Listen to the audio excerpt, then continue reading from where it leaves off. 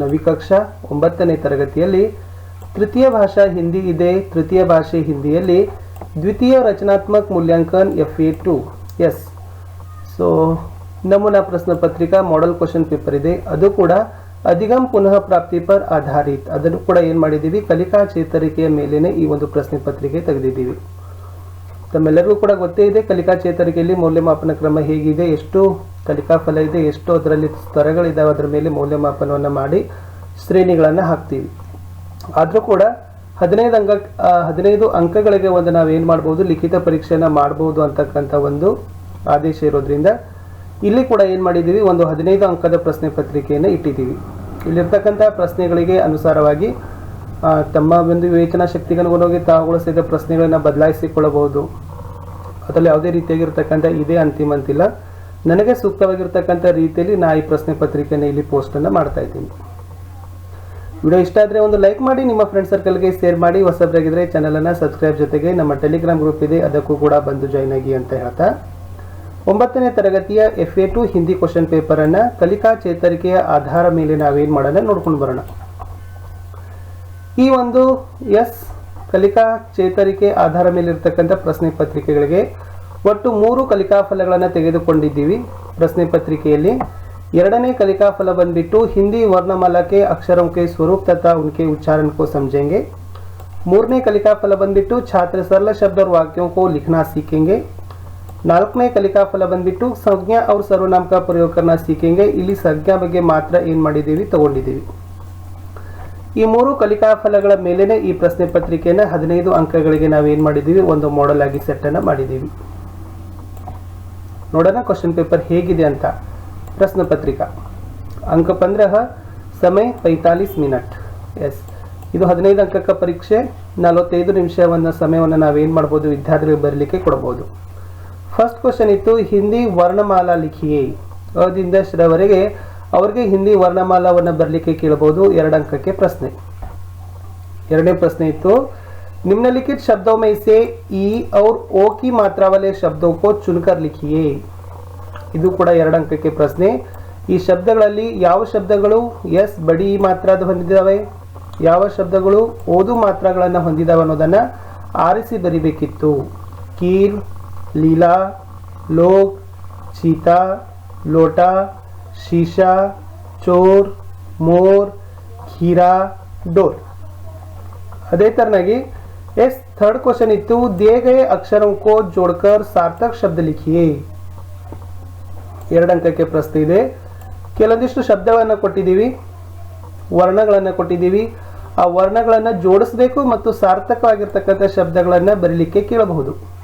ಘ plus ರ is equal to ज plus ल इज इक्वल टू थ प्लस ल इज इक्वल टू र प्लस थ इज इक्वल टू.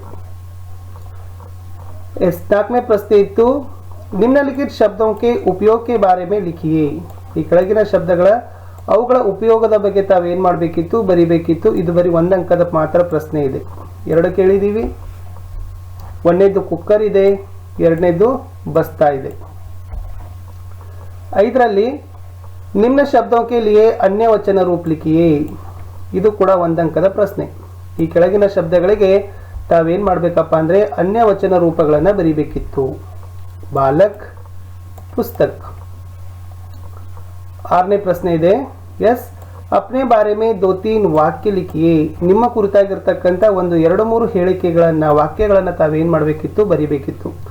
ನಿಮ್ಮ ಹೆಸರು, ನಿಮ್ಮ ತರಗತಿ, ನಿಮಗೆ ಏನು ಇಷ್ಟ ಆಗುತ್ತೆ, ನೀವು ಎಲ್ಲಿರ್ತೀರಿ, ತಂದೆ ಏನು ಮಾಡ್ತಾರೆ, ತಾಯಿ ಏನು ಮಾಡ್ತಾರೆ, ನಿಮ್ಮ ಜೀವನದ ಗುರಿ ತನ್ನಾಗಿರ್ತಕ್ಕಂಥ ನಾವು ಮಕ್ಕಳಿಗೆ ಏನು ಮಾಡ್ಬೋದಪ್ಪ ಅಂದ್ರೆ 2-3 ವಾಕ್ಯದಲ್ಲಿ ಎಕ್ಸ್ಪೆಕ್ಟ್ ಅನ್ನು ಮಾಡ್ಬೋದು. ಅದೇ ತನ್ನಾಗಿರ್ತಕ್ಕಂಥ ಇನ್ನೊಂದು ಪ್ರಶ್ನೆ ಇತ್ತು, अपने पिताजी के बारे में 5 ವಾಕ್ಯ लिखिए.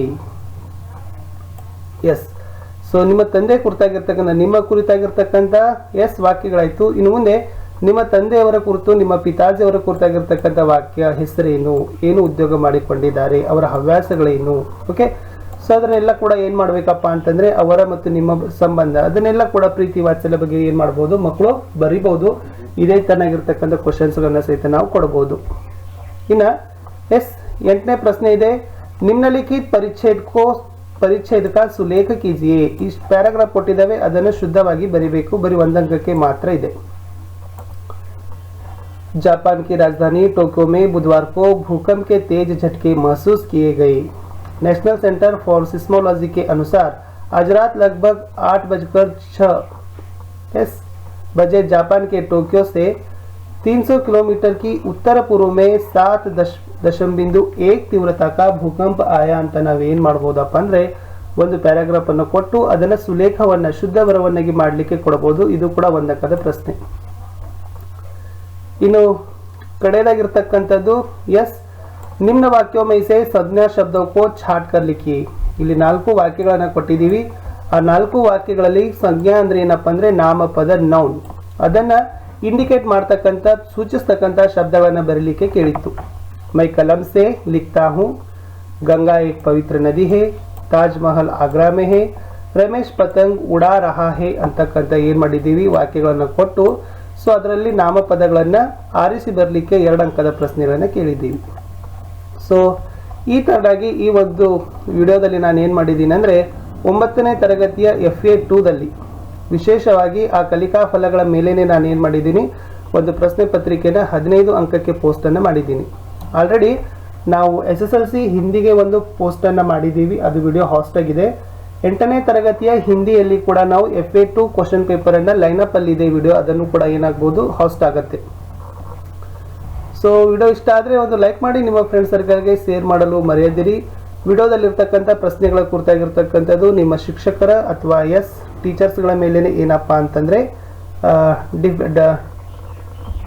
ಅವರ ಮೇಲೆ ಅವಲಂಬನೆ, ಅದಕ್ಕೆ ಯಾವುದೇ ರೀತಿಯಾಗಿರ್ತಕ್ಕಂಥ ನಮ್ಮದು ಅಭ್ಯಂತರ ಇಲ್ಲ. ಇಲ್ಲಿರ್ತಕ್ಕಂಥ ಪ್ರಶ್ನೆಗಳು ಕೇವಲ ಏನಪ್ಪ ಅಂತಂದರೆ ಒಂದು ಮಾಡೆಲ್ ಆಗಿರ್ತಕ್ಕಂಥ ಮಾತ್ರ ಕ್ವಶನ್ಸ್ಗಳು. ಆಯಾ ಶಿಕ್ಷಕರವ್ರ ವಿವೇಚನೆಗೆ ತಕ್ಕಂತೆ ಪ್ರಶ್ನೆಗಳನ್ನು ಸೇರ್ಪಡೆ ಮಾಡ್ಬೋದು, ಪ್ರಶ್ನೆಗಳನ್ನು ಇವುಗಳನ್ನು ಇಟ್ಕೊಳ್ಬೋದು ಅಥವಾ ಇಟ್ಕೊಳ್ಳದೇ ಇರ್ಬೋದು. ಮೌಲ್ಯಮಾಪನ ಮಾಡ್ತಕ್ಕಂಥದ್ದು ಅವರವರ ಶಿಕ್ಷಕರ ವಿವೇಚನೆಗೆ ಆಧಾರದ ಮೇಲೆ.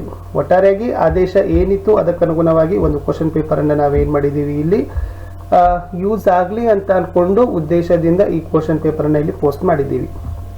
8ನೇ ತರಗತಿಯ ಹಿಂದಿ ಕ್ವಶನ್ ಪೇಪರು ಕೂಡ ಲೈನಪ್ ಅಲ್ಲಿದೆ, ಅದನ್ನು ಕೂಡ ವಿಡಿಯೋವನ್ನು ವಾಚ್ ಮಾಡಿ ಅಂತ ಹೇಳ್ತಾ ಮತ್ತೆ ಸಿಗುವ ಹೊಸದಾಗಿರ್ತಕ್ಕಂಥ ವಿಡಿಯೋದಲ್ಲಿ. ಅಲ್ಲಿಯವರೆಗೂ ಬಾಯ್.